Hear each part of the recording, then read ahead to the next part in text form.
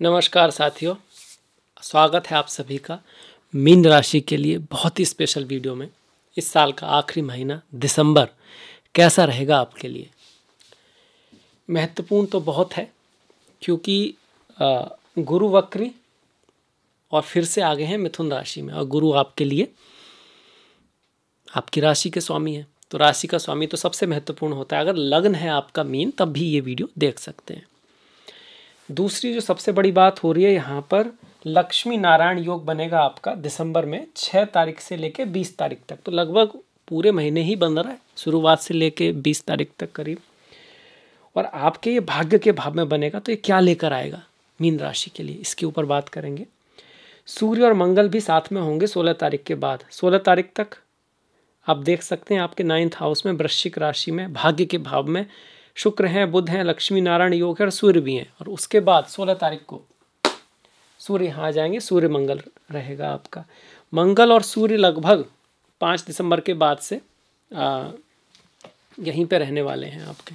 7 दिसंबर से आप कह सकते हो, 7 दिसंबर से मंगल और सूर्य यहाँ पे रहेंगे। 7 से पहले मंगल भी यहाँ पर है और सूर्य भी यहाँ पर है। तो स्टार्टिंग में इस तरह से इतने सारे ग्रह भाग्य के भाव में बैठे हैं, तो बड़ी बात है। राहु केतु जैसे थे वैसे ही चल रहे हैं। शनि आपके प्रथम भाव में बैठकर जो वक्री चल रहे थे, अब मार्गी हो चुके हैं। उसका पॉजिटिव इफेक्ट है, भले ही 7.5 हो। और गुरु जो यहाँ थे वो 5 दिसंबर को आपके मिथुन राशि में पहुँच जाएंगे, पीछे चलते चलते वक्री होते होते 5 दिसंबर को। 5 दिसंबर से पहले यहाँ रहेंगे।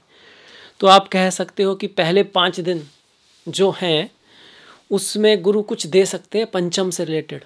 स्टॉक मार्केट से कोई लाभ करा दें, संतान के लिए कुछ हो जाए, एजुकेशन से संबंधित कोई पॉजिटिविटी आ जाए आपकी, मित्रता प्रेम के लिए भी गुरु यहाँ पे अच्छे हैं। और ये भी कह रहे हैं कि शायद कोई काम ऐसा रह गया जिसको वापस आपको फिर से पंचम भाव से रिलेटेड कोई ऐसा काम जो आपके मन में है और जिसको आप शायद फिर अगली साल जब गुरु फिर से यहाँ पर आएंगे जून में, तब पूरा होगा। वो एजुकेशन से संबंधित हो सकता है, संतान से संबंधित हो सकता है, प्रेमी प्रेमिका से संबंधित हो सकता है। कुछ ऐसा काम छूट सकता है जिसको आप बाद में पूरा करोगे।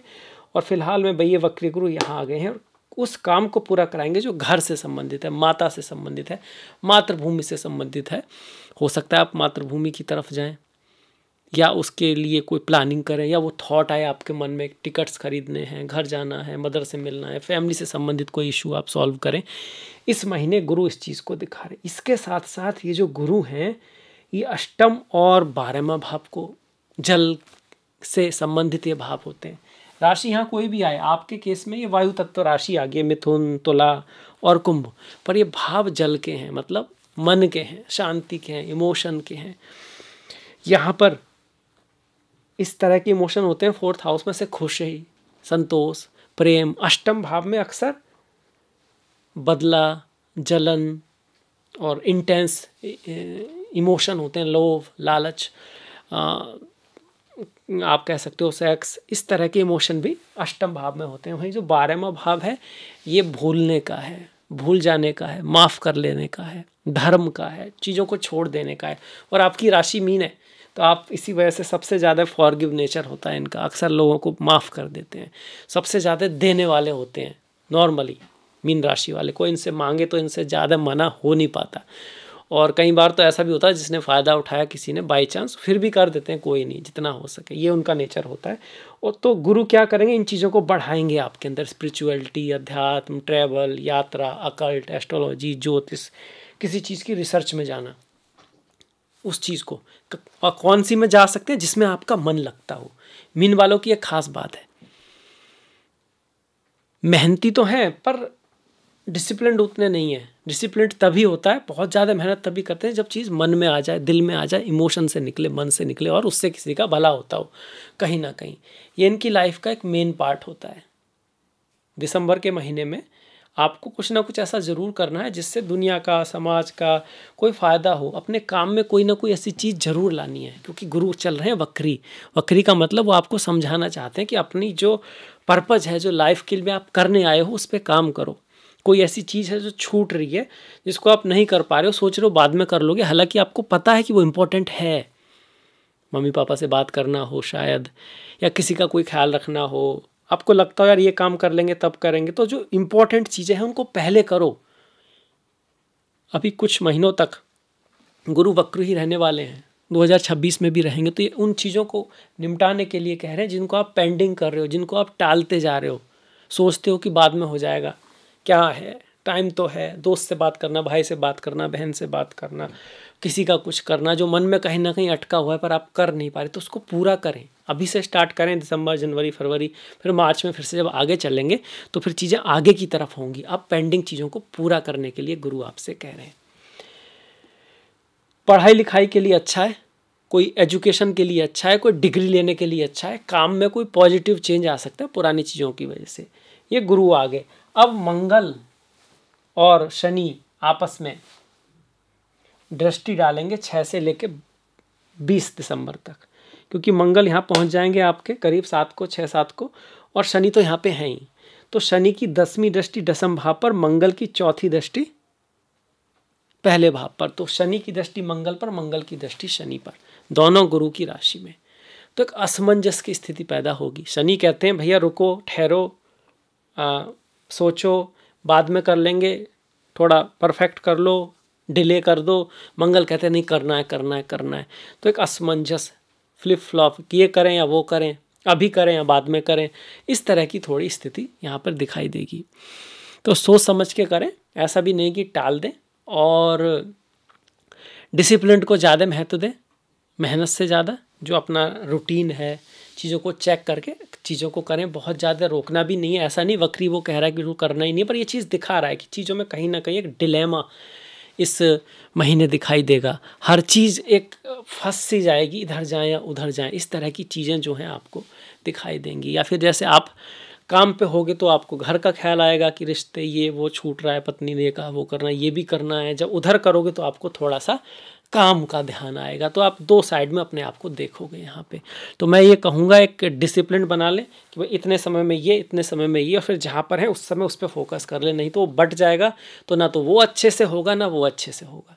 वो लाइन आप खींचें जिसको गोल्डन लाइन कहते हैं हम। काम को एक समय बना ले, इतने समय में कर रहे हैं ना, इतने समय में तो करना ही है, और वो समय ना तो ज़्यादा हो ना कम हो, एक्यूरेट हो, उसके लायक हो, बुद्धिमानी से इस तरह का निर्णय लें। एक लिमिट से ज़्यादा भी समय देंगे तो आपको दिक्कत हो जाएगी, शनि का प्रभाव बढ़ जाएगा। अगर आप उसको समय नहीं देंगे तो मंगल का प्रभाव बढ़ जाएगा, और इन दो ग्रहों का जो बैलेंस है वो बिगड़ जाएगा। आपको बैलेंस बना के रखना है। शनि मंगल की एक दूसरे के साथ संबंध हो रहा है। अब कुंडली में ये क्या कहता है कि भैया मंगल तो है आपके धन के स्वामी और भाग्य के स्वामी, देख रहे हैं 12वें भाव के स्वामी को, 11वें भाव। फॉरेन से लाभ हो सकता है, विदेशों से लाभ हो सकता है, काम के लिए, भाग्य के लिए ट्रैवल यात्रा करना पड़ सकता है, कहीं बोलने के लिए आपको बाहर जाना पड़ सकता है, कहीं किसी परिवार से संबंधित कोई काम है आपका, आपका फैमिली बिजनेस है आपका, आप ये कह सकते हो कि कहीं ना कहीं पिता से जुड़ा हुआ कोई काम है, पैतृक कोई चीज़ है, तो उसके लिए कहीं यात्रा ट्रैवल करने के योग होते हैं, उस पर कोई खर्चा भी आपको करना पड़ सकता है। इस चीज़ को यहाँ पे मंगल शनि की दृष्टियाँ दिखा रही हैं। शनि चीज़ों को रोकेंगे, थोड़ा सा स्लो करने की कोशिश करेंगे, एफर्ट आपको थोड़ा ज़्यादा करना पड़ेगा, और अपनी आसपास के माहौल का ख्याल रखना पड़ेगा। मंगल जब दशम में आते हैं तो सीधा नहीं रोकते आपको, आपके आसपास ऐसे दोस्त, ऐसी चीज़ें, एटमॉस्फेयर थोड़ा सा कन्फ्लिक्टिंग क्रिएट करते हैं, या लोग ऐसे जो आपको आगे बढ़ने की जगह कहीं ना कहीं रोकें, इस तरह की चीज़ें आसपास होती हैं। तो हमको उनको नेगेटिव फैक्टर को दूर करना होता है, अपने से दूर रखना होता है, और अगर हम ऐसा रख पाते हैं तो फिर मंगल हमको एनर्जी भी देते हैं आगे बढ़ने की, क्योंकि मंगल यहाँ दिग्बल में बैठे हुए हैं। अब चूंकि 7.5 है तो सीधी सी बात है, थोड़ा सा अगर आपके चंद्रमा पीड़ित हैं और राहु केतु या शनि की दशा है, उस केस में आपको थोड़ा सा रेमेडी वगैरह, हनुमान जी की पूजा करना, 10 कृत शनि स्तोत्र का पाठ करना, गरीब, ओल्ड, हॉस्पिटल, शमशान, ऐसी जगह पे थोड़ा बहुत हेल्प करना, पीपल आदि का पेड़ जो होता है ना उसकी पूजा प्रार्थना करना, वो आपके लिए रिकमेंडेबल है। पर वो 7.5 सबके लिए ख़राब होती है ऐसा नहीं है। लोग 7.5 में बहुत कुछ बड़ा भी करते हैं, मिनिस्टर, प्राइम मिनिस्टर तक भी बन जाते हैं। हाँ, चैलेंज ज़रूर आते हैं, ये बात अलग है। बड़ा करोगे तो चैलेंज तो आएगा ही, ये तो सीधी सी बात है ना। एग्ज़ाम अगर कोई बड़ा निकालोगे तो मेहनत तो बहुत लगेगी, आसान तो उसको नहीं कह सकते। ये हो गया मंगल और शनि का। अब मंगल, गुरु मंगल भी आमने सामने है, ये भी एक बड़ी बात है। जब गुरु मंगल आमने सामने होते हैं तो धर्म के लिए व्यक्ति प्रेरित होता है, धर्म से संबंधित कोई काम करने के लिए प्रेरित होता है, गुरु और मंगल, क्योंकि गुरु क्या है, धर्म है, मंगल एक्शन है। यहाँ पे शनि की तो दृष्टि आ नहीं रही, तो धर्म से संबंधित कोई काम कर सकते हैं, घर से संबंधित, जमीन से संबंधित, ज्ञान से संबंधित, डिग्री से संबंधित, नॉलेज से संबंधित, और खासकर कोई पुराना काम जो आपके मन में पहले से था वो रुक गया था, उसको आप कर सकते हो। मंगल की दृष्टि पंचम भाव पर, प्रेम प्यार के हिसाब से मैं कहूँगा थोड़ा सा नम्रता से काम लें, विवेक से काम लें, थोड़ा सॉफ्ट होकर काम करें, एग्रेसिव ना हो, तो प्रेम प्यार एजुकेशन के लिए मंगल आपका अच्छा ही रिजल्ट देने वाले हैं। शुक्र की बात करें और शादी विवाह की, प्रेम प्यार की बात तो आ गई, शादी विवाह की बात करें तो देखिए बुध भाग्य के भाव में है, पत्नी से, पार्टनर से, बिजनेस से आपको लाभ होने वाला है, और एफर्ट मेहनत थोड़ा रहेगा क्योंकि भाग्य के स्थान में सूर्य बैठे हैं अवश्य, पर हाँ पार्टनर की वजह से या बिजनेस के लिए महीना बढ़िया है। भाग्य आपका साथ देगा, पर भाग्य के लिए आपको थोड़ा एफर्ट लगाना पड़ेगा। एफर्ट का स्वामी जो है वो भाग्य के भाव में है, जो कि सूर्य है, आपके गुरु का मित्र है। आपके गुरु का मतलब आपकी राशि के स्वामी जो गुरु है उनका मित्र है, तो सूर्य का यहाँ आना ठीक ही है, कोई दिक्कत नहीं। सूर्य बुध तो हमेशा आसपास रहते ही हैं। शुक्र का यहाँ पर आना आपका जो प्रेमी है, प्रेमिका है, उसके मन में थोड़ा बहुत स्पिरिचुअलिटी, अध्यात्म आ सकता है। भाग्य में थोड़ा बहुत उतार चढ़ाव, आपका मन थोड़ा अकल्ट, ज्योतिष, ऐसी चीज़ों की तरफ, हिडन चीज़ों की तरफ जा सकते हैं, क्योंकि शुक्राचार्य जो है ना, उनको राक्षसों के गुरु तो हम कहते हैं।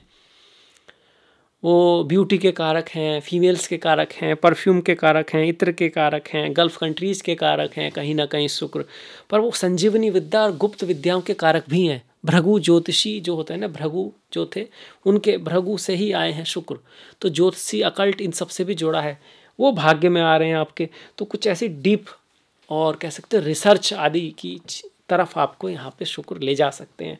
अष्टम के स्वामी है, थर्ड के स्वामी है, थर्ड को देखें तो ट्रैवल, यात्रा, कुछ बदलाव आपके जीवन में शुक्र यहाँ ला सकते हैं। शुक्र जो हैं 20 तारीख तक यहीं पे रहेंगे, उसके बाद शुक्र दशम में आ जाएंगे। तो 20 तारीख के बाद शुक्र का यहाँ आना कोई बदलाव दिखाता है, चेंज दिखाता है, करियर में कोई चेंज हो सकता है, बदलाव हो सकता है। और आप ये देखोगे कि 16 तारीख को मंगल और सूर्य यहाँ आ चुके हैं, फिर शुक्र यहाँ आ चुके हैं, तो सारे ग्रह धीरे धीरे धनु राशि की तरफ बढ़ रहे हैं, जो कि करियर का है। महीने के एंड में ये स्थिति होगी, तो इस महीने के एंड में मतलब साल की शुरुआत में करियर में कुछ बड़ा हो सकता है, अच्छा हो सकता है, पॉजिटिव हो सकता है। जब इतने सारे ग्रह साथ में बैठे हों तो राजयोग तो बनते ही बनते हैं, जैसे कि मंगल 5th के स्वामी हो गए और धन के भी स्वामी हो गए, धन का और 9th का, 5th का नहीं 9th का स्वामी अगर दशम में आएगा, ये अपने आप में राजयोग और लक्ष्मी योग हो गया। साथ में सूर्य, आप कह सकते हो 3, 6, 10, 11, इसको उपचय हाउस कहते हैं। ऐसे में छठे का स्वामी दशम में जाए तो करियर में ग्रोथ कराता है, मेहनत और एफर्ट के साथ कोई बढ़ाता है उसको। वैसे भी सूर्य और मंगल का दशम में बैठना अच्छा माना गया है। शुक्र यहाँ पर बहुत अच्छे नहीं कहे जाते, तो प्रेम प्यार के मामले में महीने के अंत में थोड़ा सा ख्याल रखना है, फीमेल्स के खास थोड़ा बना के रखना है। कोई बात होती है डिप्लोमेसी से, प्रेम से उसको सॉल्व करना है। माँ लक्ष्मी की पूजा शुक्रवार के दिन कर सकते हैं। बुध की दशम में स्थिति यहाँ पर बिजनेस के लिए अच्छी है, महीने के एंड में आएंगे, और घर ज़मीन से संबंधित कोई इवेंट हो सकता है, और उसके लिए घर में कोई खुशी भी हो सकती है, कोई माहौल इस तरह का घर में कोई कथा वगैरह हो सकती है, और कुछ ना कुछ अच्छा होगा, शुभ होगा घर में भी और ऑफिस में भी। इस चीज़ को यहाँ पर बुध कह रहे हैं। बुध का दशम में गोचर अच्छा माना गया, बढ़िया माना गया। बस मंगल का थोड़ा सा, जिसको मैंने कहा सोबत का थोड़ा सा ख्याल रखना है। सोबत बाहर से भी आ सकती है, अंदर से भी आ सकती है। आपके विचार, क्या आप पढ़ रहे हैं, क्या आप देख रहे हैं, उसमें प्योरिटी हो, सात्विकता हो, तो ये बहुत बढ़िया महीना दिखाई पड़ता है। राहु तो चल ही रहे हैं 12वें भाव में, तो थोड़ा सा ध्यान काम पे लगाइए, रेस्पॉन्सिबिलिटी पे लगाइए। राहु खाएंगे, थोड़ा घूम के आते हैं, थोड़ा मन बाहर एस्केपिज्म की तरफ ले जाते हैं, आनंद की तरफ ले जाते हैं, कभी कभी फॉरेन विदेश कल्चर की तरफ ले जाते हैं, कभी कभी आपको अपना देश कल्चर से थोड़ा दूर ले जाने की कोशिश करते हैं, और आप खुद ही कहीं बाहर जाना चाहते हैं, दूर जाना चाहते हैं, उसके लिए अच्छा है। आपका काम इंपोर्ट एक्सपोर्ट, विदेश कहीं कहीं इस तरह का है, तो उसके लिए राहु यहाँ ठीक है। राहु अपने नक्षत्र में है, कुंभ राशि भी उनकी होती है, 12वें भाव में बैठे हुए हैं, तो यात्रा ट्रैवल और खर्चा तो थोड़ा कराएंगे। एक तो 7.5 है, फिर राहु यहाँ पर है 12वें भाव में, तो किसी चीज़ पे खर्चे होने को दिखाता है। पर 12वां भाव फास्ट का भी है, 12वां भाव दान का भी है, 12वां भाव हॉस्पिटल का भी है, 12वां भाव अकेलेपन का भी है। तो यहाँ पर अकेलेपन में मंथन करना, मेडिटेशन करना, दान करना, किसी की हेल्प करना मन से दिल से, हॉस्पिटल्स में जाके या फिर आश्रम आदि में जाके संतों को सुनना, कुछ ऐसे अच्छे काम जो हैं वो भी 12वें भाव से आते हैं। उसकी तरफ भी राहु ले जा सकते हैं, पर वो उसके लिए प्रयास करना होगा। अच्छी चीज़ों में हमेशा प्रयास करना पड़ता है। बुरी चीज़ें अक्सर आपको अट्रैक्ट कर लिया करती हैं। क्यों? बुरी चीज़ें कहिए या उसको बुरा की जगह लोअर कह सकते हैं। हम जानवरों से मनुष्य बने हैं, तो मनुष्य से देवता की तरफ बढ़ रहे हैं। तो जो पुराना है उसका इतिहास स्ट्रांग है, उसका हमारे ऊपर इफेक्ट नॉर्मली स्ट्रांग रहता है। और बनने के लिए, कुछ अच्छा करने के लिए, कुछ विकास करने के लिए प्रयत्न करना पड़ता है। जैसे कि खेत उगाना है, कुछ सब्जी फल उगाने हैं, तो उसके लिए एक्स्ट्रा मेहनत लगेगी आपको, और घास फूस अपने आप उग जाता है। तो वही यहाँ पर भी है। ग्रह का अगर पॉजिटिव रिजल्ट आपको लेना है, थोड़ा एफर्ट लगाना पड़ेगा। अब एफर्ट कौन लगा पाएगा? जिसका गुरु मजबूत होगा, वो तो कुंडली में दिखाई पड़ेगा। पर यहाँ से दोनों चीज़ें बनती हैं। गुरु वक्री हैं तो स्वास्थ्य का थोड़ा सा ध्यान रखें। हेल्थ के लिए महीना हम ये नहीं कह सकते कि बहुत बढ़िया है। धन के लिए ठीक है, अच्छा है, कार्य के लिए भी अच्छा है, बिजनेस के लिए भी ठीक है, प्रेम प्यार के लिए भी महीना बढ़िया है। खर्चा थोड़ा सा रहेगा, मतलब धन के लिए अच्छा यही है कि इनकम के सोर्स बन सकते हैं, जॉब लग सकता है, पर पैसा बचेगा ऐसा तो नहीं दिखा रहा। अर्निंग भी होगी पर खर्चा जरूर होगा। एक तो 7.5 ही और राहु है। अगर हम त्योहारों की बात करें तो फिर धनु राशि में सूर्य हैं, इसी वजह से बड़ा विशेष महीना हो गया। क्योंकि जब सूर्य धनु में आते हैं तो ऐसे तो कहते हैं कि खरमास है, खरमास है, थोड़ा अशुभ सा लगता है, लोग शुभ काम करते भी नहीं हैं। शादी विवाह और कुछ ऐसे काम जो बहुत इम्पोर्टेंट हैं उनको टाल देते हैं 14 जनवरी तक, जब सूर्य उत्तरायण होते हैं हमारे, मकर संक्रांति होती है आप कह सकते हो। पर इसी समय मैरी क्रिसमस आता है, मतलब कैथोलिक जो हैं उनके हिसाब से ईसा मसीह का जन्मदिन आता है। और सूर्य का गुरु की राशि में आना, उनके चार्ट में गुरु का अच्छा होना, ये बताता है कि कहीं ना कहीं ग्रहों का संबंध जो है उस समय भी लोग काउंट तो करते थे। और यही एक मेन त्योहार है। नई साल तो आएगी ही आएगी। अब इसके बाद हम व्रत की तरफ चलते हैं। तो 4 तारीख को मार्गशीर्ष पूर्णिमा है, 16 तारीख का सफला एकादशी है, 30 तारीख की पुत्रदा एकादशी है। पुत्र मतलब संतान प्राप्ति वाली एकादशी आप इसको कह सकते हैं। ओम नमो नारायणाय, ओम नमो भगवते वासुदेवाय। 2 और 17 का प्रदोष व्रत है। 18 की शिवरात्रि है। ओम नमः शिवाय। चिदानंद रूपा शिवोहम शिवोहम, चिदानंद रूपा शिवोहम शिवोहम। आनंद स्वरूप जो सर्वव्यापक जो चेतना है वही मैं हूँ। हमको लगता है कि चेतना के अंदर हम नहीं है, हमारे अंदर चेतना है। पर कृष्ण बोलते हैं, शिव सूत्र बोलते हैं कि वास्तव में सारा संसार ही उस चेतना के अंदर है। वो चेतना हर जगह है और वही शिव है। 7 तारीख की संकष्टी है, 19 की पौष अमावस्या है, 16 तारीख की धनु संक्रांति है। सूर्य धनु राशि में, धर्म की राशि है, ज्ञान की राशि है, नॉलेज की राशि है, गुरु की राशि है। वहाँ सूर्य जाएंगे और गुरुदेव वक्री भी हैं मीन राशि वालों के लिए। तो कुछ नया करने के लिए समय बढ़िया नहीं कह सकते, पर कुछ सीखने के लिए, कुछ नॉलेज गेन करने के लिए, कुछ सुधारने के लिए, अपने अंदर देख के, अपनी आप ये कह सकते हो कि अपने अंदर देख कर जो कि चीज़ आपको लगता है कि जिनको ठीक किया जा सकता है उन पे काम करने के लिए महीना बहुत ही बढ़िया है। तो इसी के साथ मैं आपसे विदा लेता हूँ। अगर आपको अच्छा लगा वीडियो शेयर कीजिएगा, लाइक कर सकते हैं। अभी तक सब्सक्राइब नहीं किया है तो ज़रूर करें। आपसे मुलाकात होगी नेक्स्ट वीडियो में। तब तक के लिए अपना ख्याल रखें। इतना समय दिया इसके लिए आपका बहुत बहुत धन्यवाद। नमस्कार।